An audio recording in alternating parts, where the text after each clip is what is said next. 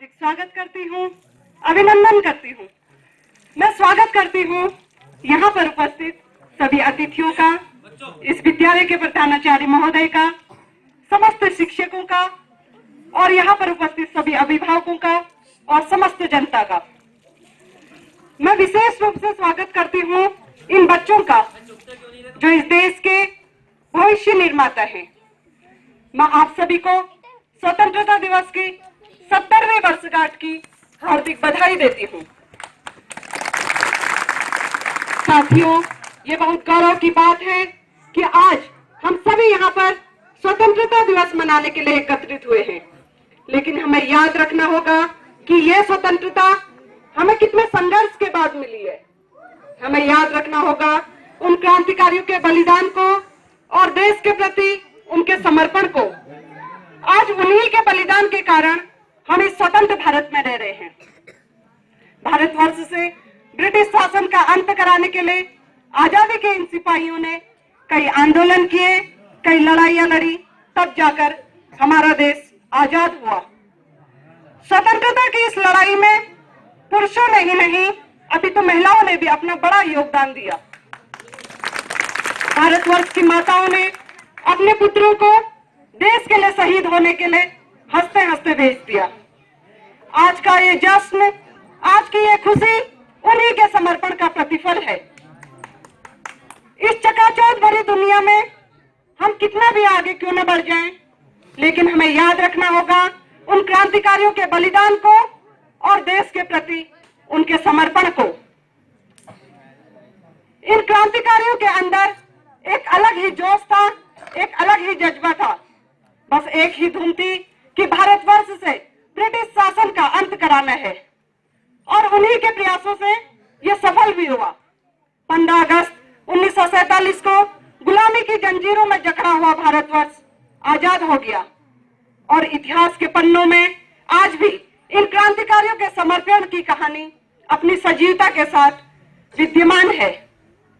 इन क्रांतिकारियों ने अंग्रेजी हुकूमत की ईंट से ईंट बजा दी, और इनके यही शब्द थे कि इस जंग में हारे हुए कहलाओगे तुम ही, चाहो तो नुमाइश में मेरा सर भी लगा दो, मुमकिन है मेरे बाप की नस्लें मुझे ढूंढे, बुनियाद में मेरे नाम का पत्थर भी लगा दो। और इसी जुनून के आगे ब्रिटिश सरकार को अपने घुटने टेकने पड़े, और भारतवर्ष से अंग्रेजी हुकूमत का सूर्य अस्त हो गया। देश के लिए समर्पित शहीदों की शहादत को सम्मान तभी मिलेगा जब भारतवर्ष का हर एक नागरिक देश की प्रगति के प्रति अपनी सहभागिता प्रस्तुत करेगा। देश की अखंडता को बनाए रखने के लिए हमें सदैव एकजुट होकर रहना होगा। साथियों, आज भारत आजाद तो है, लेकिन वर्तमान समय में हमारे सामने कई चुनौतियां खड़ी हैं जो देश की अखंडता के लिए खतरा है। इन चुनौतियों में देश में बढ़ता हुआ आतंकवाद और उग्रवाद मुख्य है। हर वर्ष न जाने देश की रक्षा करते हुए कितने वीर सैनिक शहीद हो रहे हैं। आज आजादी के इस जश्न में मैं उन सभी सैनिकों को नमन करती हूँ जिनकी वजह से हम अपने घरों में सुरक्षित हैं और खुशियां मना रहे हैं। लेकिन देश की प्रगति के प्रति हमारी भी कुछ जिम्मेदारियां बनती हैं। भले ही हम सरहद पर जाकर देश की रक्षा न कर रहे हों, लेकिन अपने समाज में व्याप्त समस्याओं का निवारण करके भी हम अपने देश और अपने समाज की रक्षा कर सकते हैं।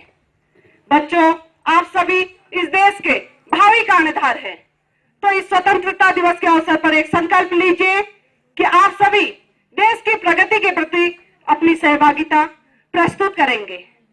और इसी के साथ मैं अपने शब्दों को विराम देती हूँ, और आप सभी बच्चों का कार्यक्रम बहुत अच्छा था, इसलिए यहाँ पर उपस्थित समस्त जनता से मेरा निवेदन है, एक बार इन बच्चों के लिए जोरदार तालियां बजाइए।